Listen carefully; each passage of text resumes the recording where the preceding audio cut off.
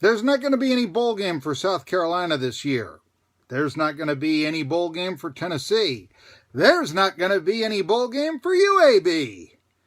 Wouldn't it be nice if there weren't any bowl games for anyone? Hi everybody, I'm Marky Billson, and not to be cynical, but to actually improve the current bowl system, which has just become obsolete. Look, with so many losing teams, 6 SEC teams that had losing records this year were supposed to play in bowl games this year. So was 5-5 Missouri. They're still on tap. Don't ask me what bowl game it is. Nobody knows unless you root for the Missouri Tigers. Now, the situation has gotten to be that bowl games are nothing but meaningless exhibitions that frankly are designed just to give conferences a nice check. And that's where the bowl payout goes. It goes to the conferences and they distribute it throughout the member teams.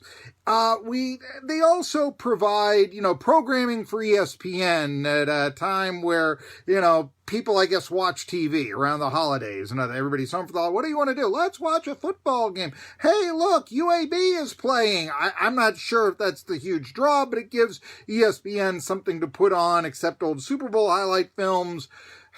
Whatever. I mean, I grew up watching ESPN and Super Bowl highlight films, so I have no problem if they would do that. But no, we realize around this time of year that programming. Why would we watch bowl games? Because the NBA and the NHL are cult sports. I mean, the NBA is very much, Christmas Day centric, that sort of thing. But the NFL, they play on weekends. So if the Christmas falls on a Friday, as it does this time, not so many games. And of course, usually there's like one game on Christmas, there's just like there is this year. Non-conference college basketball, it's practically meaningless in the regular season. Absolutely. So, you say, oh, well, the bowl games, the tradition of them, and they once meant something, and then we see Memphis beating, was it Florida International or Florida Atlantic last night? Yeah, the Owls. It was FAU. Okay, thank you very much. All right. Bowl games originally, this is why we have the interest, or why they have cachet now. Used to be that they were a reward. Years and years ago, 100 years ago, Rose Bowl began as an idea to pit the best team in the East against the best college football team in the West, and you'd play it in Pasadena. And so if you were coming from the East, that was a nice trip out. You got to go on your Christmas holiday to the sun of Southern California and, maybe check out, all the glamour and the lifestyle that Southern California had at that time and all this, and maybe still does, who knows? You might meet Mae West, and you being a studly young man, she might have said, come on up and see me, well, maybe not, but that's the environment that the Rose Bowl used to be. But that went out with the single wing offense and the Dunkel Index. Right now, bowl games, they promote a mentality of mediocrity. 6-6, you're going to the postseason. Yay! Now, sometimes what you hear is that bowl games are important because they give the participants extra practice time. This is an old saw.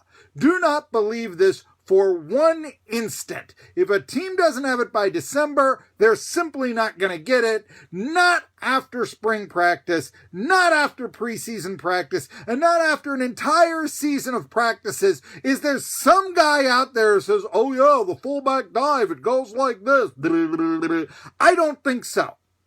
I mean, you're better off in college football having that time for next year so your players can heal and also study for the finals. Got to stay academically eligible, don't you?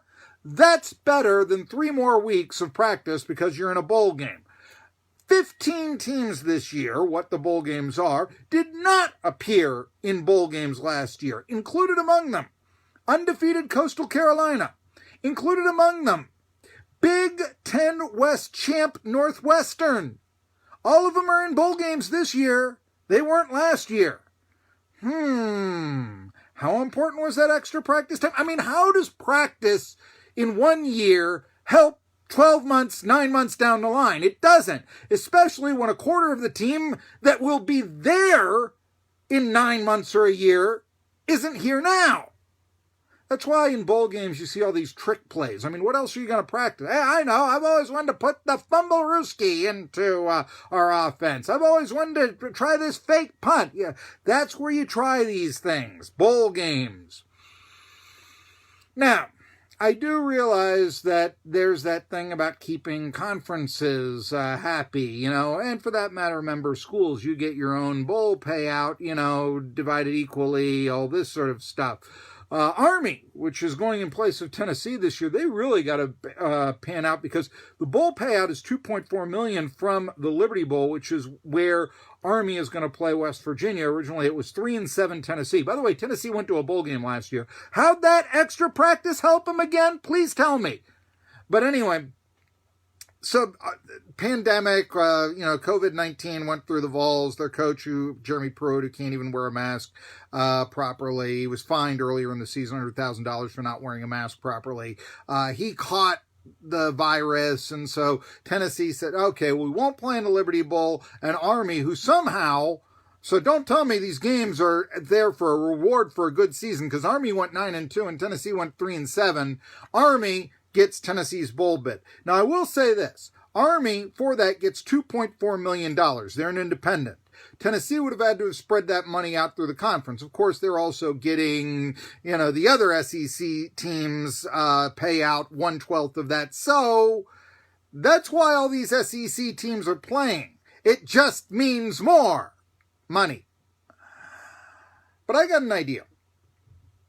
Instead of bowl games, why don't we try to revive or create the rivalries that have really gone by the wayside in this era of conference realignment?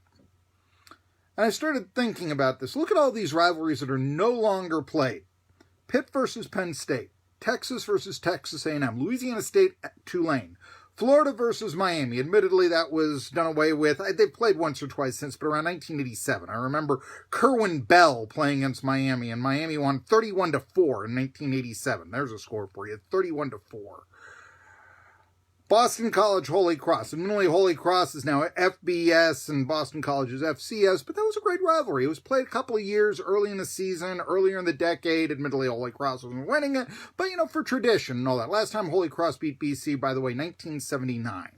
Okay, that was, if memory serves, that was right before Doug Flutie came. Yeah, Flutie came in 81, so 79. All right. But, those interstate rivalries I just mentioned, Pitt versus Penn State, Texas versus Texas A&M, LSU Tulane, Boston College Holy Cross. Once upon a time, that defined the schools that played in them, those games. Not anymore. But there are also some great rivalries. Maybe they're not in the same state, but they're there. Okay? Clemson versus Georgia, let's say. Kansas versus Missouri. Virginia Tech, West Virginia.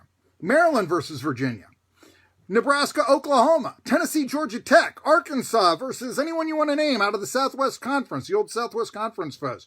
Countless other rivalries fans legitimately care about that have been eliminated by conference greed could be played in home-and-home neutral sites instead of bowl games, and it would be a much more profitable and popular alternative.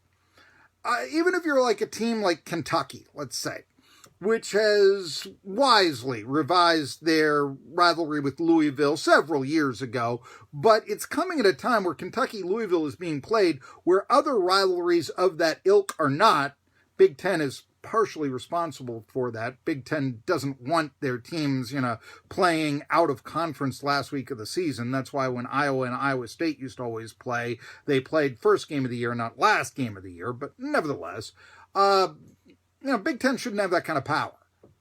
But let's just say you were Kentucky and you said, hey, Indiana, how about this? Let's play a game. And why don't we do this? We'll play a football game in Lexington, and then we'll play a basketball game between the Wildcats and Hoosiers later that day in Bloomington. And then next year we'll just flip off. Football game in Bloomington and basketball game in Lexington. We'll do this every year sometime in December. Wouldn't that be a whole lot more interesting than the Music City Bowl? or the Gator Bowl. And I like the Gator Bowl historically, but it's just time now, you know? Imagine that. I think it beats going to Detroit the day after Christmas. Just about every team has a geographical rival they don't play anymore, or maybe they should start playing. I don't know, UAB, not in a bowl game. What if they played South Alabama, USA? UAB versus USA. I'm just, that it wouldn't be Auburn, Alabama, but for them, it would be a big rivalry. And I think it would be a big rivalry in Alabama, and it would create a tension that those schools don't have now, especially if it was played in December and not, well, they got the SEC going on right now. The only people who watch the bowl games are fans of the teams involved. So what's going to draw more fans? Okay, you're going to get more people to drive hundreds of miles to, Birmingham, sometime after Christmas for a game against a mediocre non-conference opponent, or are you going to draw more fans at home for next door you? Come on, even in the wintertime. I'm telling you right now, more people, Boston College fans, what there are, more of them will go to a Holy Cross game in December in the snow than they would going to, Charlotte 2 days after Christmas. Absolutely. To play Virginia or somebody like that. They absolutely would have more fans. You wouldn't have to travel that far. That's why there's going to be a bowl game. Oh, beat my heart. In Fenway Park. Yeah, that's going to be a comfortable visit. It's going to be real comfortable. Why do we have these things? I mean, I know if you're young and, you're a Buffalo Bills fan and all that, that day we, went out in the snow and we saw the Bills win a big one. I get it. I've been a football fan myself. I've been to plenty of cold weather games. And I get it if it's at home. But yeah, to say, okay, that team from Florida want to come to Boston in December? No, we don't. Not for a mediocre football game. No. So here's another question. Bowl games. Why would you support the merchants of, say, Orlando or Charlotte or Nashville or wherever more than the merchants in your own community?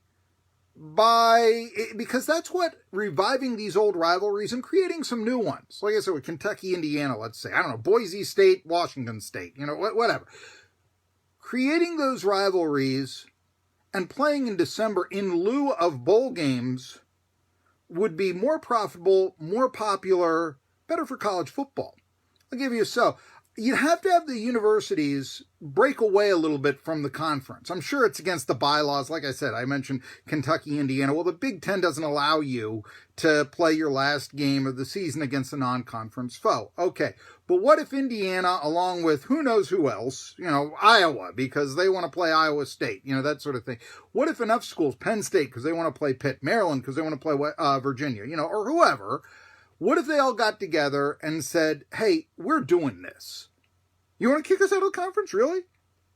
Because of this, we want to do this. We don't want to go to the middle of nowhere to play a team we've never heard of when we're 8-4 versus 7-5. We want to do this. We want to have a game that means something to us, which is what it would. Programming for ESPN. Okay, now you learn who the better athletic departments are. Now you learn, because now it's a chance to make some real money that you don't have to share with anybody but your opponent. And you can bring that in and have a multi-million-dollar game then on ESPN or a regional network or Fox Sports Network or ABC ESPN and ABC are the same thing, NBC, whoever. You could have that. You'd get some independence from conference masterhood, and I think that the schools would like to do that. All you got to do is show a little solidarity. And I think the players would play in them. I mean, we see left and right, teams, players, big star players, be it Christian McCaffrey or be it Deebo Samuel, say, I'm not getting hurt in that game. It means nothing, and they sit out the bowl game. And so what do you have? South Carolina then loses to Virginia 28-0 in the Belk, soon-to-be Duke Mayo Bowl. That's all right. What if, instead, Take South Carolina. They were playing North Carolina. Annual meeting. Played in Charlotte. I mean, that would be a game to go to Charlotte for, right? I mean, that's a real beat the Tar Heels. Be the best, Carolina. It's one of those things. And that would mean something to their fans. Certainly it would mean more. I mean, if you had 2-8, and I know you had the COVID and all this, but if you had a game right now against South Carolina and they could somehow upset North Carolina, that would make their season right now. North Carolina would put the bums in their place. I'll show you the better North Carolina is. Come on. We're better in basketball. We're better in football, too. You know that. That's what's on the line. Now, not so much with the bowl games. Now it's here today, gone tomorrow. You would have that. Now, I know one thing is, well, what if in these games you got a bid to the college football playoff? Let's say Clemson, because they always go. Because I got the idea of Clemson and Georgia being in this self-made rivalry game sometime around bowl season instead of bowl games. Bowl games just go away. We don't need them. Who cares? Okay, Clemson goes to the college football playoff. That's fine. Georgia's here. We need an opponent. We got this TV game. In comes Georgia State. Georgia State's happy to do this. They get a little bit of the Clemson money, which they haven't had before. Oh, boy, this is great. Yeah. And they get a chance to knock off literally Georgia. And that would mean a heck of a lot for Georgia. Again, put the bums in their place. Make it 51-3. Yeah, I don't care if they're the largest university in Georgia, and if they've taken us the enrollment figures away from us. No, which, by the way, Georgia State has done. They're now a bigger university than the University of Georgia. They rub it in. Absolutely. Certainly. Right, in the case of like if Holy Cross was in the FCS playoffs and all that, well, then Boston College can say, give a call to, hey, UMass, fancy a game? Yeah, I know you need it when you're playing. Do that in a second.